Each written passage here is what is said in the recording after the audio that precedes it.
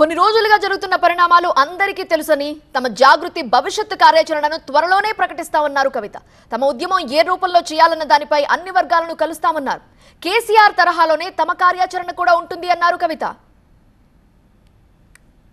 మరి తెలంగాణ జాగృతిలో కూడా మీరందరూ చూస్తున్నారు గత కొన్ని రోజులుగా జరుగుతున్నటువంటి పరిణామాలని మేమందరం కూడా అంతరంగంగా చర్చించుకుంటా ఉన్నాం.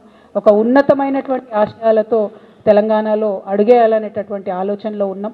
ఉన్నతమైనటువంటి లక్ష్యంతో సాధించుకున్నటువంటి భౌగోళిక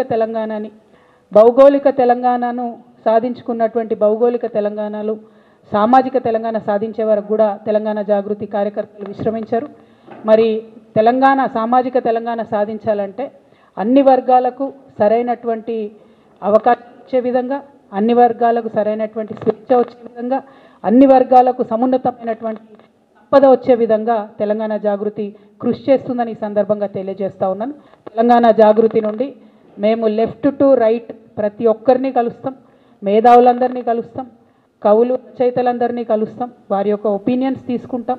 తెలంగాణలో కేసీఆర్ గారి హయాంలో జరిగినటువంటి మంచినంతటి కూడా మనం ఇంకా ఎట్లా తీసుకొని వెళ్ళగలుగుతాం, ఇంకా పరిపుష్టంగా ఎట్లా చేయగలుగుతాం, ఆనాడు చేయకుండా మిగిలిపోయినటువంటి కొన్ని పనులు ఎట్లా ఉన్నాయి, మళ్ళీ మూడోసారి కూర్చుంటే కేసీఆర్ గారు తప్పకుండా సామాజిక తెలంగాణ సాధనలో బలీయంగా కృషి చేసేవారని నేను నమ్ముతున్నాను.